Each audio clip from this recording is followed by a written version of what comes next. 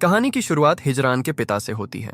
वह वुजू करके खुद को पाक करते हैं और नमाज पढ़ने की तैयारी करते हैं। इसके बाद वह एक बर्तन लेते हैं और उसमें तेजाब नाम का जानलेवा पदार्थ डालते हैं। फिर वह एक कमरे के अंदर चले जाते हैं। अचानक हमें कमरे के अंदर से चीखने और मारने की आवाजें सुनाई देती हैं। कुछ देर बाद सारी आवाजें बंद हो जाती हैं। वह आदमी कमरे से बाहर निकलता है और तेजाब की दूसरी बोतल खोलता है। वह कलमा पढ़ते हुए तेजाब पी लेता है। तेजाब तुरंत उसके चेहरे और गर्दन को जलाने लगता है और उसका मांस गलने लगता है। इसके बाद उस आदमी की मौत हो जाती है। इन घटनाओं के 25 साल बाद हमारी मुलाकात हिजरान से होती है। हिजरान सिलाई का काम करती है और वह बिरोल नाम के एक बहुत प्यारे बच्चे की माँ है। उसके पति का नाम अदनान है। एक सामान्य दिन हिजरान अपने बेटे बिरोल के पास जाती है, जो लगातार रो रहा होता है। वह उसके लिए बनाया हुआ केक देखती है और उसे शांत करने की कोशिश करती है। इसके बाद हमें अदनान के बारे में पता चलता है, जो एक होटल में रिसेप्शन कर्मचारी के रूप में काम करता है। उसका दोस्त काम पर आता है और अदनान की जगह संभाल लेता है। अदनान उससे अनुमति लेकर अपने घर के लिए निकल जाता है। घर पर हिजरान अपने बेटे को शांत करने की कोशिश कर रही होती है, जो बहुत बुरी तरह रो रहा होता है। वह बिरोल को कमरे में ले जाती है और उसे खिलौनों के साथ खेलने के लिए छोड़ देती है। इसके बाद वह खाना बनाने चली जाती है। इसी दौरान वह अपने पति को फोन करके पूछती है कि उसे घर पहुंचने में और कितना समय लगेगा। अदनान उससे बिरोल के बारे में पूछता है। हिजरान बताती है कि बिरोल बहुत परेशान है और लगातार रो रहा है। अदनान कहता है कि वह घर आ रहा है और बिरोल को शांत कर देगा। अदनान अपने बेटे से बहुत प्यार करता था और उससे बहुत जुड़ा हुआ था। वह अपनी पत्नी से अपने लिए चाय बनाने के लिए कहता है। हिजरान चाय का डिब्बा उठाती है, लेकिन वह उसके हाथ से जमीन पर गिर जाता है। जब वह नीचे बैठकर चाय उठाने लगती है, तभी उसे अपने बेटे की आवाज के साथ एक जोरदार आवाज सुनाई देती है। वह तुरंत अपने बेटे के पास जाती है। अचानक कपड़ों की अलमारी बहुत तेजी से हिलने लगती है, जैसे कोई उसे धक्का दे रहा हो। अलमारी बिरोल के ऊपर गिर जाती है और उसकी मौत हो जाती है। हिजरान जोर जोर से चीखने लगती है। वह रोते हुए अलमारी को धक्का देती है और उसे हटाने की कोशिश करती है, लेकिन उसकी सारी कोशिशें बेकार हो जाती हैं। बिरोल का खून जमीन पर बहने लगता है और वह वहीं मर जाता है। इन घटनाओं के 3 महीने बाद हिजरान अपने बेटे की कब्र पर बैठी हुई पेड़ों के सूखे पत्ते साफ कर रही होती हैं। उसके पास एक धार्मिक व्यक्ति बैठा हुआ कुरान पढ़ रहा होता है। उस समय हिजरान अपनी जिंदगी के सबसे बुरे दौर से गुजर रही होती है। वह बहुत दुखी रहती है और अपने बेटे को याद करके लगातार रोती रहती है। कुछ समय बाद हम उसे बिरोल के कमरे में जाते हुए देखते हैं। उसके हाथ में पानी और कपड़े का एक टुकड़ा होता है। वह दीवार पर लगे खून के निशान साफ करने की कोशिश करती है। तभी अदनान वहां आता है और उसे दीवार साफ करते हुए देखता है। वह हिजरान से कहता है कि क्या इन निशानों को मिटाकर वह बीती हुई बातों को भूल पाएगी। हिजरान कहती है कि वह कैसी बातें कर रहा है, वह अपने बेटे को कैसे भूल सकती है। अदनान गुस्सा हो जाता है और उस पर चिल्लाने लगता है। हिजरान रोते हुए कहती है कि अगर उसे पता होता कि ऐसा होने वाला है, तो वह बिरोल को कभी अकेला नहीं छोड़ती। अदनान भी रोने लगता है और उससे कहता है कि उसने उसे पूरी तरह बर्बाद कर दिया है। इसके बाद अदनान हिजरान के ऊपर थूकता है और वहां से चला जाता है। हिजरान खुद को बद्दुआ देने लगती है और खुद से नफरत करने लगती है। वह अपने बेटे के लिए दर्द से रोती है। वह कहती है कि उसने अपने बेटे को अकेला क्यों छोड़ा। अगर उसे पता होता कि ऐसा होने वाला है तो वह मर जाती, लेकिन उसे अकेला नहीं छोड़ती। जब हिजरान रो रही होती है, तभी काले कपड़े पहनी हुई 2 लड़कियां कमरे के दरवाजे के सामने से गुजरती हैं। दूसरी तरफ अदनान भी अपने बेटे की मौत के सदमे से बाहर नहीं निकल पाया था। काम के दौरान वह अपना और अपने बेटे का एक वीडियो चलाता है, जिसमें दोनों साथ खेल रहे होते हैं। वह रोने लगता है और अपने बेटे की कही हुई बातें दोहराता है। बिरोल की याद में वह बहुत दुख और बेचैनी के साथ रोता रहता है। दूसरी तरफ हिजरान बिरोल की चीजें और उसके खिलौने इकट्ठा करके एक डिब्बे में रख देती हैं। इसी दौरान घर की घंटी बजती है। हिजरान दरवाजा खोलने जाती है और अपने पति को देखकर हैरान हो जाती है। अदनान घर के अंदर आता है और हिजरान को चूमकर प्यार से उसका हाल पूछता है। हिजरान उसके व्यवहार से हैरान हो जाती है। बिरोल की मौत के बाद से अदनान उससे बात नहीं करता था और उससे नफरत करने लगा था, लेकिन अब वह मुस्कुराते हुए उससे बात कर रहा होता है। हिजरान की हैरानी और बढ़ जाती है। अचानक दोबारा दरवाजे की घंटी बजती है। उसके पति जैसा दिखने वाला व्यक्ति उससे दरवाजा खोलने के लिए कहता है। जब हिजरान दरवाजा खोलने जाती है तो उसे दरवाजे के पीछे से अपने असली पति की आवाज सुनाई देती है। अदनान गुस्से में उससे जल्दी दरवाजा खोलने के लिए कह रहा होता है। हिजरान वापस कमरे में जाकर देखती है तो उसके पति का रूप लेकर बैठा हुआ व्यक्ति गायब हो चुका होता है। बाहर खड़ा अदनान और ज्यादा गुस्सा हो जाता है। हिजरान बहुत डरी हुई हालत में दरवाजा खोलती है। कुछ समय बाद वह अपनी दोस्त आयनूर के पास जाती है और उसे सारी घटना बताती है। आयनूर कहती है कि शायद हिजरान सपना देख रही थी या उसे भ्रम हुआ था।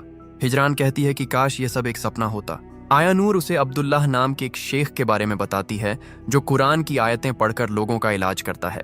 वह हिजरान से अपने साथ चलने और शेख को सारी बात बताने के लिए कहती है, लेकिन हिजरान गुस्सा होकर कहती है कि उसकी हालत में अब कोई चीज काम नहीं कर सकती। वो पूछती है कि कौन उसके बेटे को वापस ला सकता है। वह रात में सो नहीं पाती क्योंकि उसका बेटा कब्र में अकेला है और उसे ठंड लग रही है। वह हर दिन बिरोल के कपड़े धोकर सुखाती है, इस उम्मीद में कि वह वापस आएगा और उन्हें पहनेगा। वह कहती है कि अल्लाह के अलावा उसकी मदद कौन कर सकता है। इसी दौरान मगरिब की अजान होने लगती है और हिजरान अपने घर लौट जाती है। अब हम नेवरोज नाम के एक गांव में पहुंचते हैं। इसी गांव में हिजरान की माँ और उसके पिता की माँ रहती हैं। हम दोनों को मगरिब की नमाज पढ़ते हुए देखते हैं। दूसरी तरफ हिजरान रास्ते से गुजर रही होती है। अचानक वह उसी अलमारी को सड़क पर देखती है जो उसके बेटे के ऊपर गिरी थी। अलमारी बहुत तेजी से हिल रही होती है। इसके बाद वह जमीन पर गिर जाती है। अलमारी के पीछे काले कपड़े पहनी हुई दो लड़कियां खड़ी होती हैं जिनके चेहरे बहुत बदसूरत होते हैं। हिजरान उन्हें देखकर डर जाती है। तभी सड़क से एक गाड़ी गुजरती है और अचानक सब कुछ गायब हो जाता है। हिजरान अल्लाह से माफी मांगती है और मदद की दुआ करते हुए अपने घर की ओर बढ़ती है। रात में सोते समय हिजरान एक बहुत डरावना सपना देखती है। सपने में एक महिला बिस्तर पर लेटी हुई होती है। सड़क पर दिखाई देने वाली दोनों महिलाएं उसका पेट खोलकर उसके अंदर से एक डरावनी चीज निकाल रही होती हैं। वह चीज किसी सड़ी हुई गुड़िया या किसी छोटे बच्चे के सूखे हुए शरीर जैसी दिखाई देती है। बच्चे को जन्म देने वाली महिला हिजरान की तरफ मुड़ती है। वह जोर से चीखते हुए हिजरान से अपना बच्चा वापस मांगती है। हिजरान डरकर जोर जोर से चीखने लगती है। अदनान दौड़कर कमरे में आता है और रोशनी जला देता है। जब हिजरान देखती है कि उसके आसपास कुछ भी नहीं है तो वह रोने लगती है। अगली सुबह हिजरान हमेशा की तरह अपने बेटे के कपड़े धो रही होती है। वह कपड़े बाहर ले जाकर रस्सी पर सुखाने के लिए डाल देती है। जब वह अंदर आती है तो अदनान को बैठा हुआ देखती है। वह उससे पूछती है कि क्या वह चाय पीना चाहता है, लेकिन अदनान कोई जवाब नहीं देता। हिजरान उससे बात करने के लिए कहती है। वह उससे विनती करती है कि वह उसे इस हालत में अकेला न छोड़े, लेकिन अदनान फिर भी उसे कोई जवाब नहीं देता। हिजरान उसे वहीं छोड़कर रसोई से बाहर चली जाती है। कुछ समय बाद हिजरान अपने बेटे की कब्र पर जाती है। वह बिरोल से बातें करती है और उसे अकेला छोड़ने के लिए माफी मांगती है। वह कहती है कि उसकी लापरवाही के कारण बिरोल की मौत हो गई। वह उससे पूछती है कि वह उसे गर्मी कैसे दे सकती है। वह जानती है कि उसे ठंड लग रही है और वह उसकी तकलीफ महसूस कर सकती है। अचानक वही डरावनी महिला फिर से चीखती हुई सुनाई देती है। वह हिजरान से अपना बच्चा वापस मांगती है। हिजरान काले कपड़े पहनी हुई दोनों महिलाओं को पेड़ों के बीच खड़ा देखती है। वे बहुत डरावने तरीके से हिजरान को घूर रही होती हैं। हिजरान डरकर वहां से तेजी से चली जाती है। घर लौटने पर वह देखती है कि उसके बेटे के कपड़े रस्सी से गायब हो चुके हैं। वह जल्दी से घर के अंदर जाती है और बिरोल की चीजों वाला डिब्बा खोलती है। डिब्बा खून से भरा हुआ होता है और उसके बीच बिरोल की तस्वीर पड़ी होती है। हिजरान तस्वीर उठाकर उसे देखने लगती है। अचानक उसी डिब्बे में वह गुड़िया जैसी चीज दिखाई देती है जिसे उन महिलाओं ने गर्भवती महिला के पेट से निकाला था। हिजरान बहुत डर जाती है और घर से बाहर भागती है। बाहर जाकर वह देखती है कि उसके बेटे के कपड़े दोबारा रस्सी पर मौजूद हैं। वह कपड़ों को उतारकर उन्हें चूमने और सूंघने लगती है।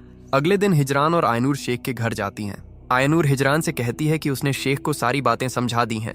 वह उसे डरने से मना करती है और कहती है कि वे इस समस्या का कोई समाधान जरूर खोज लेंगे। शेख हिजरान को अकेले अंदर आने के लिए कहता है। शेख और हिजरान जमीन पर गोल आकार में रखे हुए एक आईने के पास बैठ जाते हैं। वहां एक छोटा लड़का भी मौजूद होता है। उसका रूप बहुत अजीब होता है। उसके बाल, त्वचा और आंखों का रंग पीला होता है। वह उनसे थोड़ी दूरी पर बैठा होता है। शेख हिजरान को एक कागज देता है और उस पर अपना नाम 3 बार लिखने के लिए कहता है। जब हिजरान अपना नाम लिख लेती है तो शेख उसकी उंगली पकड़कर उसमें एक छोटा सा घाव कर देता है। उसकी उंगली से खून निकलने लगता है। शेख उस खून को कागज पर लगाता है। इसके बाद वह कागज को एक गिलास में डालकर उसमें पानी भर देता है। वह पानी पर कुरान की आयतें और दुआएं पढ़ना शुरू करता है। इसके बाद वह पानी उस लड़के को पिला देता है। फिर वह हिजरान के पास बैठकर पूछता है कि ये घटनाएं कब शुरू हुई थीं। हिजरान बताती है कि ये घटनाएं 1 हफ्ते पहले शुरू हुई थीं। शेख कहता है कि आयनूर ने उसे बताया है कि हिजरान ने इन जीवों को अपने आसपास आते हुए देखा है। वह हिजरान को बताता है कि अब वे जीव रुकने वाले नहीं हैं। हिजरान बताती है कि उसके साथ ऐसा पहली बार नहीं हो रहा है। जब वह छोटी थी तब भी उसके साथ ऐसी घटनाएं हुई थीं, लेकिन कुछ समय बाद वे घटनाएं रुक गईं और हिजरान उन्हें भूल गई। शेख उसे भरोसा दिलाता है कि वे उसकी समस्या का समाधान निकाल लेंगे। वह पीले रंग वाला लड़का उनके पास आकर बैठ जाता है। शेख मंत्र और आयतें पढ़ना शुरू करता है। आईने में उस लड़के का रूप बदलकर जिन्न जैसा हो जाता है। वह शेख के सवालों के जवाब देने लगता है और हिजरान के साथ हुई घटनाओं के बारे में बताता है। हिजरान के ऊपर किए गए जादू और टोने की ताकत के कारण आईना टूट जाता है। शेख उस लड़के को वहां से हटा देता है क्योंकि वह बहुत कमजोर हो चुका होता है। इसके बाद शेख हिजरान को उसके बेटे की मौत पर सांत्वना देता है। लड़के ने बताया था कि बिरोल की मौत एक जादुई मंत्र के कारण हुई थी। शेख हिजरान से उसकी मौसियों के बारे में पूछता है। हिजरान बताती है कि उसकी केवल एक मौसी थी जिसकी बहुत समय पहले मौत हो चुकी है। उसकी एक बुआ भी है, लेकिन खेती की जमीन को लेकर हुए विवाद के कारण उनका बुआ से कोई संपर्क नहीं है। शेख उसके पिता के बारे में पूछता है। हिजरान बताती है कि जब वह छोटी थी तभी उसके पिता की मौत हो गई थी। लोगों ने बताया था कि उसके पिता ने खुद अपनी जिंदगी खत्म कर ली थी। उसका पिता वही आदमी था जिसे हमने कहानी की शुरुआत में तेजाब पीते हुए देखा था। शेख हिजरान से कहता है कि वह उसे सारी सच्चाई बताएगा और उसे डरना नहीं चाहिए। वह बताता है कि हिजरान एक खतरनाक जादुई मंत्र के प्रभाव में है। इस मंत्र का नाम 41 गांठें है। इस प्रकार का मंत्र केवल कोई बहुत शक्तिशाली व्यक्ति ही कर सकता है। इसे खत्म करने के लिए उससे भी ज्यादा शक्तिशाली व्यक्ति की जरूरत होती है। इस मंत्र को करने वाले व्यक्ति का दिल पूरी तरह काला होना चाहिए। शेख कहता है कि हिजरान का कोई करीबी रिश्तेदार शैतानों के साथ मिलकर काम कर रहा है। वे लोग कई पीढ़ियों तक उसके परिवार को बर्बाद करते रहेंगे। उन्हें नुकसान पहुंचाने वाला व्यक्ति उनके ही रिश्तेदारों में से है। वह उसके पिता के परिवार से भी हो सकता है और उसकी मां के परिवार से भी। इस मंत्र को करते समय शैतानों से 41 इच्छाएं मांगी जाती हैं। केवल अल्लाह जानता है कि उस व्यक्ति की हिजरान के लिए क्या नीयत थी, इसलिए उन्हें पता लगाना होगा कि यह मंत्र किसने किया था। शेख कहता है कि अल्लाह उनकी मदद करे और उनका साथ दे। उसी रात हिजरान अपने घर में बैठकर सिलाई कर रही होती है। उसे अपने पीछे से एक आवाज सुनाई देती है। वह उठकर उस आवाज को देखने जाती है, लेकिन उसे वहां कुछ नहीं मिलता। वह वापस आकर बैठ जाती है। कुछ देर बाद वही आवाज दोबारा सुनाई देती है। इस बार वह उठती है तो अपनी माँ को बहुत भयानक रूप में देखती है। उसकी माँ का रूप शैतान जैसा दिखाई दे रहा होता है। वह काले कपड़े पहनी हुई एक महिला की जीभ खींच रही होती है। हिजरान डरकर चीखने लगती है। इसके बाद वे महिलाएं गायब हो जाती हैं। हिजरान तुरंत एक गाड़ी लेकर उस गांव के लिए निकल जाती है जहां उसकी माँ रहती है। वह घर पहुंचकर अपनी माँ से मिलती है। इसके बाद वह अपनी दादी से मिलती है जो उस समय नमाज पढ़ रही होती हैं। हिजरान की दादी बात नहीं करती थीं और हमेशा चुप रहती थीं। हिजरान उन्हें बताती है कि उसने एक बुरा सपना देखा है और वह उनसे मिलने आई है। उसकी माँ और दादी उसके लिए रात का खाना तैयार करने लगती हैं। हिजरान अपनी माँ से अपनी बुआ के बारे में पूछती है। उसकी माँ बताती है कि वे लोग बहुत समय पहले गायब हो गए थे और उसके बाद उनसे कोई संपर्क नहीं हुआ। वह बताती है कि उसने सुना है कि हिजरान की बुआ को कैंसर हो गया है। उसकी माँ इसे अपने साथ किए गए अन्याय की सजा मानती है। इसके बाद हिजरान अपनी मौसी जहरा के बारे में पूछती है। उसकी माँ कहती है कि वह जहरा को नहीं भूली है और हमेशा उसकी आत्मा के लिए दान करती है। वह रोने लगती है और बताती है कि जहरा के बेरहम पति ने उनकी सारी संपत्ति बेच दी थी। वह कहता था कि वह उनका खर्च नहीं उठा सकता। एक दिन वह शराब के नशे में था और उसने झारा और उसकी बेटियों को मार डाला। हिजरान अपनी माँ से कहती है कि उसने उन लोगों की याद दिलाकर उसे रुला दिया। उसकी माँ कहती है कि वह पिछले 25 सालों से उनके लिए रो रही है। इसके बाद हिजरान अदनान को फोन करती है और बताना चाहती है कि वह रात अपनी माँ के घर पर बिताएगी, लेकिन अदनान उसका फोन देखकर भी जवाब नहीं देता।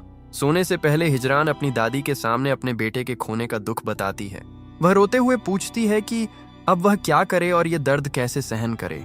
उसकी माँ उनकी सारी बातें सुन रही होती है। वह अपनी बेटी की तकलीफ देखकर रोने लगती है। देर रात हिजरान की माँ सो रही होती है। अचानक उसके तकिए से खून निकलने लगता है। तकिए के बीच एक छेद हो जाता है और उसमें से कीड़े तथा दूसरी डरावनी चीजें बाहर आने लगती हैं। हिजरान की माँ घबराकर उठती है। जब वह पीछे मुड़ती है तो काले कपड़े पहनी हुई दोनों महिलाओं को अपने पीछे खड़ा देखती है। वह और ज्यादा डर जाती है, लेकिन अचानक सब कुछ गायब हो जाता है। अगली सुबह होटल में अदनान के दोस्त की पत्नी अपने बेटे को अदनान के पास छोड़ती है। उसे अपने पति के साथ डॉक्टर के पास जाना होता है। वह कहती है कि बच्चे का पिता आने तक अदनान उसे अपने पास रखे। अदनान बच्चे को अपने पास बैठाता है और उसे अपना बेटा बिरोल समझने लगता है। वह बच्चे को बार बार चूमता है और उससे खुद को पापा कहने के लिए कहता है। वह बच्चे के सामने विनती करता रहता है, लेकिन बच्चा रोने लगता है। तभी बच्चे का पिता वहां आता है और अपने बेटे को अदनान से ले लेता है। अदनान शर्मिंदा होकर जल्दी से वहां से चला जाता है। दूसरी तरफ हिजरान अपनी बुआ के बारे में पता करने के लिए उनके गांव जाती है। वह गांव के मुखिया और उसकी पत्नी से अपनी बुआ के बारे में पूछती है। वह उनसे कहती है कि उन्हें बुआ के परिवार के बारे में कोई भी जानकारी हो तो वे उसे बता दें। मुखिया बताता है कि वे लोग कई साल पहले गांव छोड़कर चले गए थे। उनका कोई दूसरा रिश्तेदार भी नहीं था। इसी दौरान अदनान अपने घर जाता है और कपड़ों में लपेट कर रखी हुई कुछ चीजें बाहर निकालता है। इसके बाद वह कब्रिस्तान जाकर अपने बेटे की कब्र पर जाता है। वह अपने बेटे को सलाम करता है। वहां बैठकर वह बिरोल की तस्वीरें और वीडियो देखने लगता है। वह पूरी तरह टूट जाता है। वह एक बंदूक निकालकर अपने सिर पर रख लेता है। गोली चलाने से ठीक पहले वह अपना फैसला बदल देता है। तभी उसे वीडियो में अपने बेटे की आवाज सुनाई देती है। बिरोल अपने पिता को बुलाते हुए कहता है कि पापा मेरे पास आ जाइए। अदनान अपने सिर में गोली मार लेता है और अपने बेटे की कब्र के पास मर जाता है। दूसरी तरफ हिजरान अपनी मौसी जहरा के पुराने घर की तरफ जा रही होती है। रास्ते में उसकी मुलाकात एक लड़की से होती है। हिजरान उससे उस महिला का घर दिखाने के लिए कहती है जिसे उसके पति ने उसकी बेटियों के साथ मार डाला था। लड़की हिजरान को वहां जाने से रोकती है। वह बताती है कि वह घर भूतिया है और हिजरान को वहां नहीं जाना चाहिए, लेकिन हिजरान वहां जाने की जिद करती है। आखिरकार वह लड़की उसे घर का रास्ता बता देती है। जैसे ही हिजरान आगे बढ़ती है, वह काले कपड़े पहनी हुई दोनों महिलाओं को अपनी तरफ देखते हुए पाती है। वे दोनों उस पर नजर रख रही होती हैं। हिजरान अपना रास्ता जारी रखती है और उस घर तक पहुंच जाती है। घर के अंदर जाते ही वह पेड़ों पर कई अजीब चीजें लटकी हुई देखती है। वह धीरे से दरवाजा खोलकर घर के अंदर जाती है। उसके अंदर जाते ही दरवाजा बहुत जोर से बंद हो जाता है और एक डरावनी आवाज सुनाई देती है। वह बहुत डर जाती है, लेकिन फिर भी आगे बढ़ती रहती है। उसे घर की दीवारों पर खून के निशान दिखाई देते हैं। जब वह ध्यान से घर की तलाशी ले रही होती है, तभी कई चीजें अपने आप हिलने लगती हैं। वे चीजें उसके सामने आकर रुक जाती हैं। हिजरान को हंसने और दूसरी डरावनी आवाजें सुनाई देती हैं। फिर उसे अपने बेटे की आवाज सुनाई देती है, जो उसे मामा कहकर अपने पास बुला रहा होता है। उस आवाज के पीछे चलते हुए हिजरान बिना सोचे एक बहुत डरावने कमरे में पहुंच जाती है। कमरे की सारी दीवारें खून से भरी होती हैं। हिजरान उस कमरे में अपने बेटे को खोजने लगती है। इसी दौरान कुछ लड़कियां उसके पीछे खड़ी हो जाती हैं। हिजरान बिस्तर के ऊपर से चादर उठाती है। उसके नीचे वही जीव दिखाई देता है जिसे उन महिलाओं ने उसकी मौसी के पेट से निकाला था। लड़कियों में से एक हिजरान से उनके साथ खेलने के लिए कहती है। उसी समय दूसरी तरफ से एक बुरी तरह घायल आदमी हिजरान के ऊपर हमला कर देता है। उसका पूरा शरीर खून से भरा होता है और वह बहुत डरावना दिखाई देता है। हिजरान चीखते हुए कमरे से बाहर भागती है। पूरे घर के दरवाजे और अंदर रखी हुई चीजें अपने आप हिलने लगती हैं। हिजरान अपना बैग उठाकर तेजी से वहां से भागती है और अपनी माँ के घर पहुंचती है। उसकी माँ उसके लिए बहुत चिंतित होती है, लेकिन हिजरान कहती है कि वह बहुत थकी हुई है और आराम करना चाहती है। अपने कमरे में जाकर वह उस गुड़िया जैसे जीव को ध्यान से देखने लगती है। रात में हिजरान अपनी माँ के कमरे में सो रही होती है। वह कीड़ों, जलते हुए खिलौनों, एक गर्भवती महिला और रोते हुए बच्चे के बारे में डरावने सपने देखती है। वह अपने पति और माँ से जुड़े हुए पुराने भ्रम भी देखती है। आखिर में उसे उन दोनों महिलाओं में से एक का चेहरा दिखाई देता है जो लगातार उसका पीछा कर रही थीं।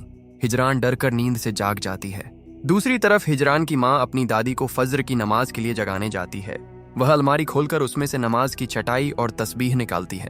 तभी उसे अलमारी के अंदर से एक आवाज सुनाई देती है। आवाज उसे बहन कहकर बुलाती है और उससे अपना बच्चा वापस मांगती है। हिजरान की दादी भी वह आवाज सुन लेती हैं। वह अलमारी के पास जाकर उसका दरवाजा खोलती है, लेकिन उन्हें अंदर कुछ दिखाई नहीं देता। जब वह वापस जाती है तो उन्हें दोबारा वही आवाज सुनाई देती है। आवाज उनसे अपना बच्चा देने के लिए कहती है। दादी दोबारा अलमारी का दरवाजा खोलती हैं। इस बार उन्हें अपनी बहन और उसकी बेटियां दिखाई देती हैं। अचानक उनकी बहन उनके ऊपर हमला कर देती है। हिजरान की माँ जल्दी से अलमारी का दरवाजा बंद कर देती है, लेकिन जब वह पीछे मुड़ती है तो अपनी बहन को अपने पीछे खड़ा देखती है। उसकी बहन के हाथ में एक ऐसा जानवर होता है जिसकी खाल उतारी हुई होती है। हिजरान की माँ जोर जोर से चीखने लगती है। हिजरान दौड़कर उसके पास आती है। उसकी माँ कहती है कि उसे डरने की जरूरत नहीं है और वह बिल्कुल ठीक है। अगली सुबह हिजरान अपनी माँ और दादी से विदा लेकर अदनान के काम की जगह जाती है। वह वहां अदनान के बारे में पूछती है। अदनान का दोस्त बताता है कि उसने अदनान को नहीं देखा और अदनान उसके फोन का जवाब भी नहीं दे रहा है। हिजरान अपने घर के लिए निकल जाती है। घर पहुंचते ही उसे अपने बेटे के रोने की आवाज सुनाई देती है। वह बिरोल के कमरे में जाती है।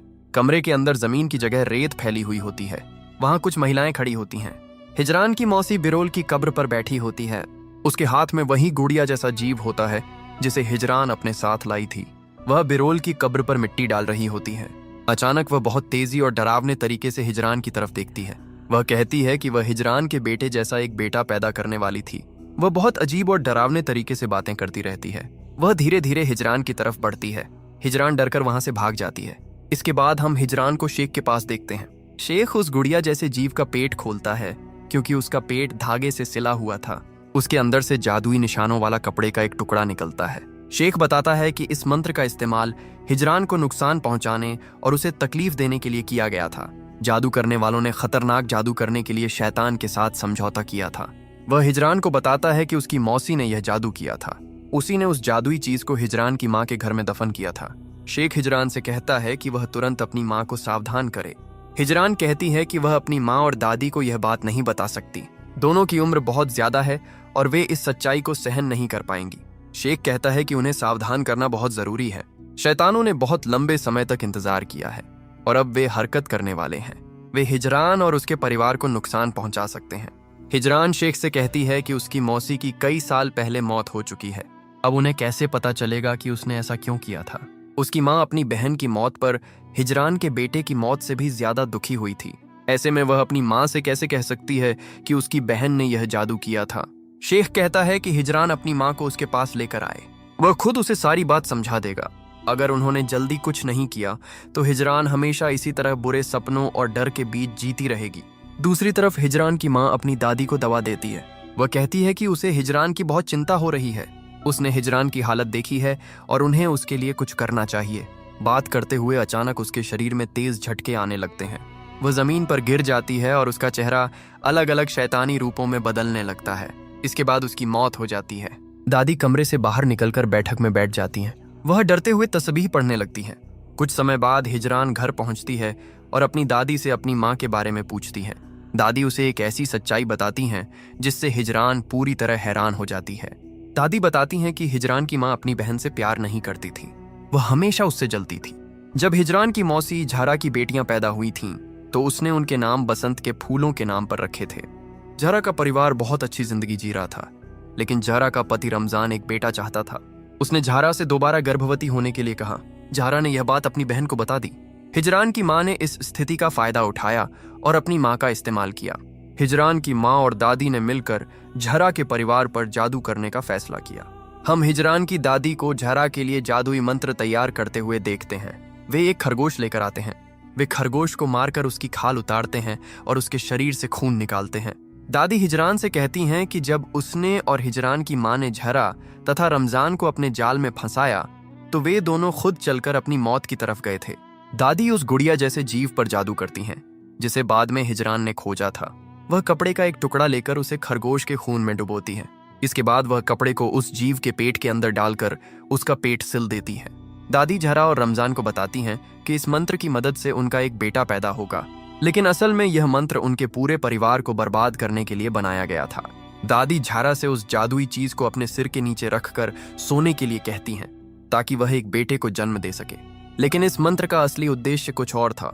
शैतानों ने रमजान को अपने साथ खींच लिया और वह भी उनमें से एक बन गया। इसके बाद हम रमजान को अपनी बेटियों की आंखों पर कपड़े बांधते हुए देखते हैं। उन कपड़ों पर जादुई निशान लिखे हुए होते हैं। उसकी बेटियां पूछती हैं कि वे कौन सा खेल खेलने वाले हैं। रमजान कहता है कि वे आंख मिचौली खेलेंगे। इसके बाद वह एक चाकू उठाता है और अपनी बेटियों को मार देता है। वह तहखाने से बाहर निकलकर झरा को मारने जाता है, लेकिन वह झरा को नमाज पढ़ते हुए देखता है। वह चाकू जमीन पर फेंक देता है और घर से बाहर निकल जाता है। वह अपने शरीर पर तेल डालकर खुद को आग लगा लेता है। रमजान जलकर मर जाता है। जरा घर से बाहर निकलकर उसे देखती है और रोने लगती है। सारी सच्चाई सुनकर हिजरान सदमे में चली जाती है। वह अपनी दादी से पूछती है कि उन्होंने ऐसा क्यों किया और उनके मन में इतनी नफरत क्यों थी। इसके बाद हिजरान अपनी माँ के बारे में पूछती है। दादी अपनी कहानी जारी रखते हुए बताती हैं कि वे झारा को अपने घर ले आई थीं ताकि वह उनके साथ रह सके। जब झारा के बच्चे के जन्म का समय आया तो उसकी हालत बहुत खराब हो गई। उन्हें समझ नहीं आया कि वे क्या करें। कई घंटों के बाद झारा ने एक बच्चे को जन्म दिया, लेकिन वह बहुत दर्द में थी और उसके शरीर से बहुत ज्यादा खून बह रहा था। कमरे में हर तरफ खून फैला हुआ था। दादी हिजरान से कहती हैं कि उसका जन्म गर्भावस्था के 7वें महीने में हुआ था। यह बात सुनकर हिजरान हैरान हो जाती है और पूछती है कि दादी उससे क्या कह रही हैं। दादी बताती हैं कि नज़मिया कभी माँ नहीं बन सकती थी, इसलिए उन्होंने हिजरान को झारा से ले लिया और उसे नज़मिया की बेटी बना दिया। हिजरान रोते हुए पूछती है कि उन्होंने उसके साथ ऐसा कैसे किया। यहाँ हमें पता चलता है कि शेख की बात सही थी। हिजरान की असली माँ झारा थी और उसी के घर में जादुई चीज दफन की गई थी। नज़मिया हिजरान की असली माँ नहीं थी। हिजरान अपनी दादी से पूछती है कि क्या उसकी माँ उसे जन्म देते समय मर गई थी। दादी उसे एक और बड़ा झटका देते हुए बताती हैं कि उसकी माँ की मौत उसे जन्म देते समय नहीं हुई थी।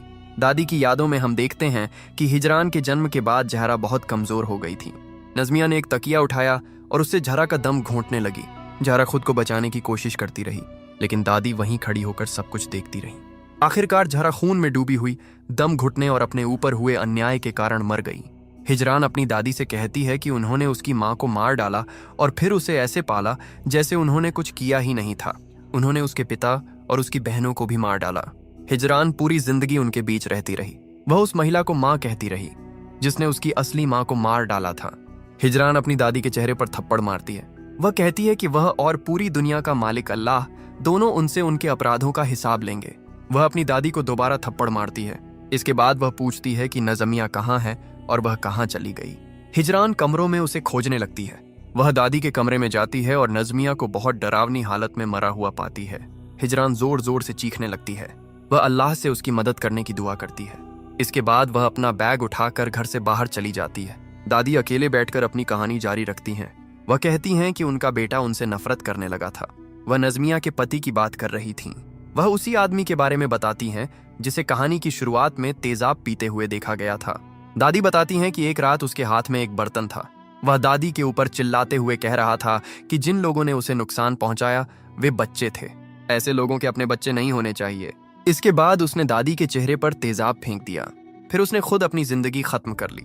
दादी रोते हुए कहती हैं कि उन्होंने अपने किए हुए पापों से तौबा कर ली है। वह उम्मीद करती हैं कि उनका बेटा उन्हें माफ कर देगा। वह सभी से उन्हें माफ करने की विनती करती हैं। अचानक दादी अपने सामने कुछ देखकर हैरान हो जाती हैं। इसके बाद हमें हड्डियां टूटने की आवाजें सुनाई देती हैं। दूसरी तरफ हिजरान अपने घर लौट जाती है। सीढ़ियों पर चढ़ते समय उसे घर के अंदर फोन बजने की आवाज सुनाई देती है। वह घर में प्रवेश करती है और अपने पति अदनान को मेज के पास बैठा हुआ देखती है। हिजरान उससे खुद को माफ करने के लिए कहती है। वह लगातार अदनान से माफी की विनती करती रहती है, लेकिन जब वह उसके पास जाती है तो उसे वहां जहरा का पूरा परिवार और जहरा का पति रमजान बैठे हुए दिखाई देते हैं। काले कपड़े पहनी हुई एक महिला हिजरान के बेटे बिरोल को अपनी गोद में उठाए हुए होती है। बाद में हिजरान ने शेख को बताया कि अपने पति और बेटे की मौत के बाद भी वह 2 महीने तक उनके साथ उसी घर में रही थी। इसका अर्थ था कि वह अपने पति और बेटे के रूप में रहने वाले जिन्हों के साथ रह रही थी। शेख के जादुई मंत्र को खत्म करने के बाद हिजरान ने अपनी जिंदगी दोबारा शुरू की। 1.5 साल बाद उसने दूसरी शादी कर ली। इस समय हिजरान चाणक्य शहर में रहती है। जादू टोना और जादुई मंत्र तुर्की समाज में बहुत प्रसिद्ध हैं, लेकिन इस्लाम में इन्हें सबसे बड़े पापों में से एक माना गया है। अल्लाह और उसके रसूल ने भी हमें इनसे सावधान रहने की चेतावनी दी है। इस कहानी में दिखाई गई सभी डरावनी घटनाएं पूरी तरह उस सच्ची घटना पर आधारित हैं जिसे हिजरान ने अपनी जिंदगी में खुद झेला था।